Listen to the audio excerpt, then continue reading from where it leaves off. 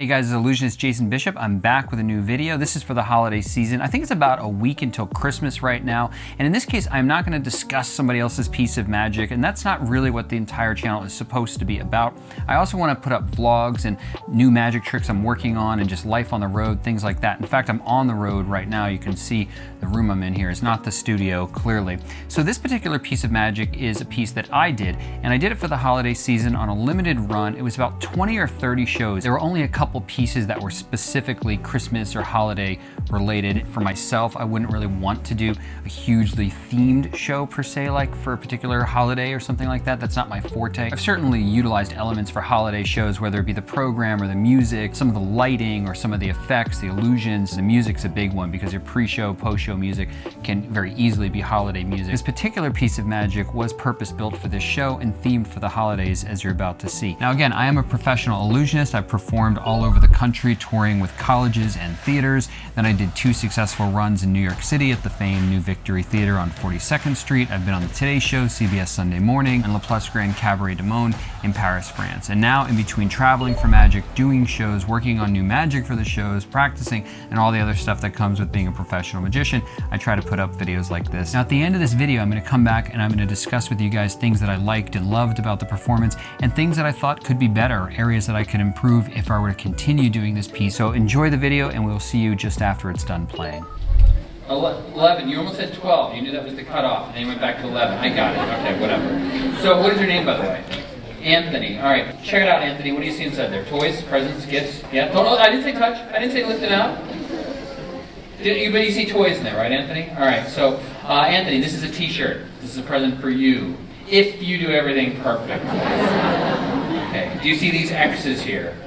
All right, we'll get back to those X's in a little bit. There are 4 toys inside that box. There are 4 toys, one underneath each of these boxes, Anthony.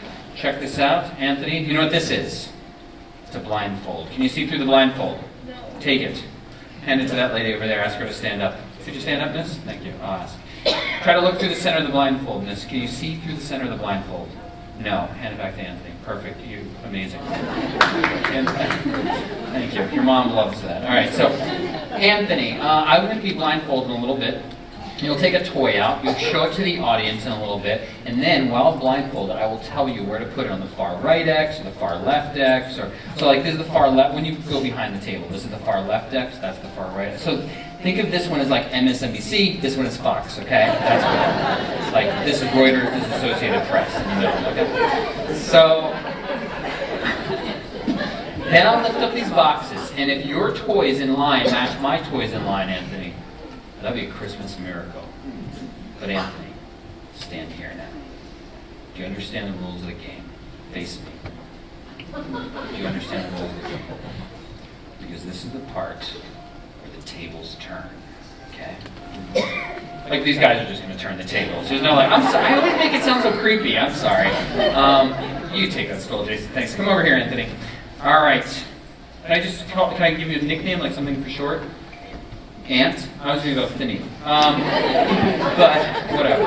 So you'll pick a toy, you'll put it down. That's how we do it. I will be blindfolded over here. Kids of the audience, if you recognize a toy, if you see what it is, don't yell out the name of the toy. That will ruin the trick. Just yell out the word pickle.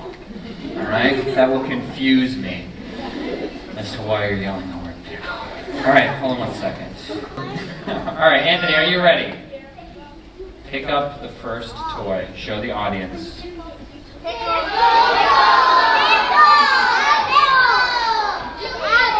right, Anthony, place that toy in the center, on the center right side, the center right there. Wall Street Journal. All right, next pickle. Pick it up, Anthony.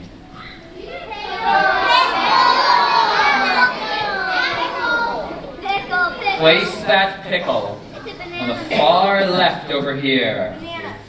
Rachel Maddow. A lot of people in New York are like, I always find her in the center. What do you mean? Like, I just next pickle. Pick up the next pickle. Show the audience.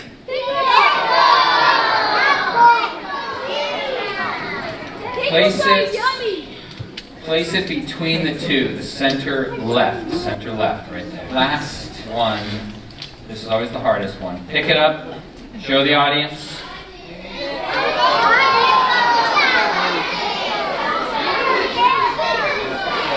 Place it on the far right, the only one left, the far right. The only slot left, right there. Or is it who we did it for? I can't remember. No, my eyes are, I can't see anything, so yeah, I believe it's the far right. All right, so Anthony. These will be put back together.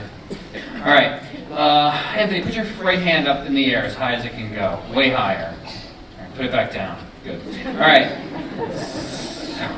keep that right there. All right, kid, let's see what we got here. That was tough because there's two brown ones, and I could feel, it was like, okay, it's brown. I could see that you could see it was brown, but then it felt cold and a little harder, so, and you laughed a little when you picked it up, so that was Mr. Potato Head. That was that. This one I remember specifically because I remember you picked it up and you were like, what are these creepy dolls? You didn't know what they were. Yeah, and that's Raggedy Ann and Andy like that. So do you know what that is? Do you know what that is? You have no idea. What do you think? Take a guess. Dolls, that is correct. You win. Your parents, your grandparents and parents, it's Raggedy Ann and Andy, but you don't know because there's no Raggedy app for it. Got it. Okay. And then at one point we went over here and I could feel your excitement because you were like, a Lego set of Wonder Woman, and so I knew that's what that was, right? The Lego Wonder Woman set. You love that. And then the last one, process of elimination, plus I could feel it was soft. That was a teddy bear right there, and that's how.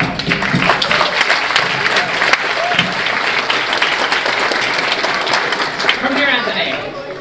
Let me see your t-shirt here. This was sitting here the entire time. Before you got up here, it was sitting in the little bin. Then I showed it to you. Then I gave it to you. It's been in full view the entire time. Have you seen the design on here yet?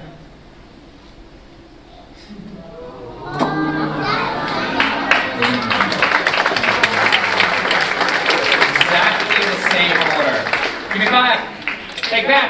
Go back to your family. Give a big hand, Anthony! Some of the things I liked about this routine were certainly the jokes. I liked, working with the kid. He was a really good kid, and I actually kind of feel bad that I didn't say that during the show to him, like that he did a great job, because watching this again, that kid took instructions like a champ. This kid really knew how to take directions. I thought he did a great job. He was a charming kid. He rolled with, all of the little jokes and barbs and stuff that I had for him there, and all that's meant and good fun. The other thing that I thought was interesting that I liked about this was I liked that the props were different. We had all the little boxes that were presents. We had the tables that you could see underneath. They were very thin and there was nothing odd or weird about them as such at all. I also liked the little box that we had all the presents in. It was sort of this slat board box, so that was a little bit holiday-ish. Maybe we could have put a bow or something like that to theme it up that way. I don't do a lot of themed shows. In fact, this is probably the only one that I ever really did. And the whole show certainly was not themed towards Christmas or the holidays. There were just pieces of it, and our walking music was, the music when people come up and down from stage, and some of the pre-show music was definitely holiday, music, which is usually mostly Christmas music. There's not a lot of other holiday songs that way. The Hanukkah song from Adam Sandler. The other thing I liked about it was I liked the presents, frankly. I liked that they were all different. They were different in textures. We had the very soft, traditional teddy bear. We had Mr. Potato Head that's hard plastic, but it's colorful, and everybody gets the reference. We had Raggedy Ann and Andy. They were a little bit different looking, and they were older, and they needed a little bit of explanation, so we got the joke about the Raggedy app there, and that went over pretty well. And then we had the Lego set, which actually Kim, my partner on stage, assembled herself. She had to put that all together and assemble it, and she kind of had fun doing that. I think we might have glued those completely together then and stuff, because they had to stay together and not break apart. I'm glad they got all my little political jokes in there. They weren't really political. They were just more about the news stations as such. And I think you can play with that as long as, hopefully you're not offending somebody. If you want to offend somebody in your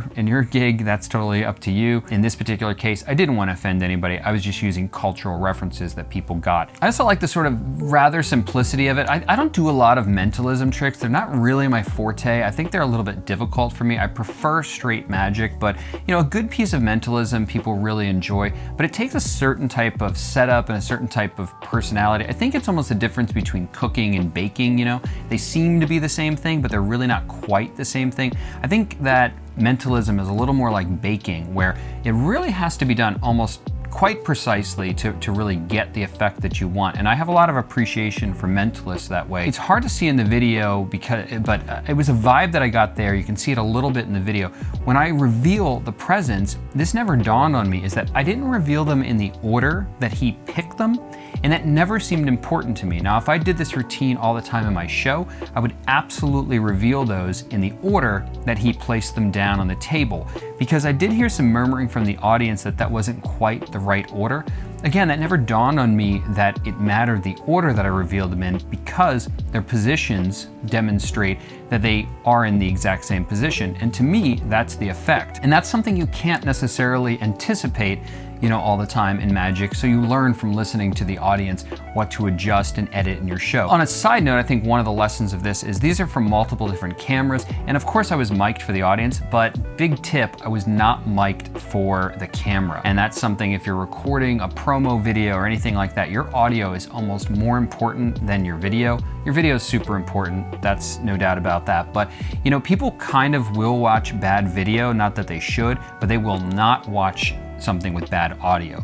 The audio in this was certainly serviceable enough, but if you're really taping for a promo or something important, and of course they always do this on television, they mic you. I mean, I'm mic'd right now. There's a little mic right on my shirt here, because although this is a decent camera, it will not pick up the audio as well as a direct lav mic or a shotgun mic above you or something like that would do. It's a little bit tough too though, because this was from a live show. So when you're doing a live show, the live show is kind of the most important thing, unless you're solely there to tape it. So the videographer could have patched into the board, but maybe the venue didn't allow that, or I didn't want to ask permission for that. I don't recall, but there's also the option of wearing a second lav mic, and that's fed directly to the videographer and it goes into his camera. That's sort of the best way to do it. You can also record it externally to an SD card, something like a Tascam, or that's what this little guy is here. I have a little Tascam right here, and let me see if I can focus on that. It's not, I don't know if it's gonna focus. Yeah, there you go. That could have been better for sure, and it would have definitely brought up the production value to have direct audio input, no doubt. It would have made all the little asides and little jokes and things, because I do a lot of those things slightly under my breath.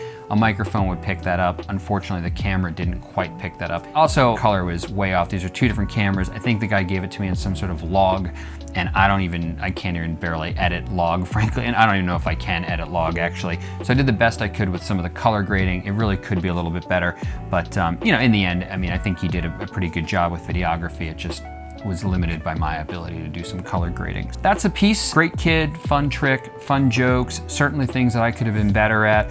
Looking at this, I could have been in a little bit better shape. That would have been good. That's my own personal criticism, and perhaps you share that criticism. That's perfectly fine. Hope you guys like this video. I'm gonna try to make the next one holiday themed as well. We'll see how that goes. I'm putting myself out there a little bit on releasing videos that aren't quite perfect. I know most of us as magicians try to only put out the perfect videos, but I wanted to do something a little bit holiday themed for you here. So if you do need some new magic, if you want to buy some magic, if you want to get a magical gift for somebody, there is a link below to Vanishing Ink. That is an affiliate link, so if you buy something there, it does help out our channel a little bit, and of course, we absolutely appreciate that. If you liked the video, please destroy the like button. If you'd like to see more, then hit subscribe to see more, and hit the bell if you'd like to get notified. Thank you guys very much for watching, and we will see you in the next one.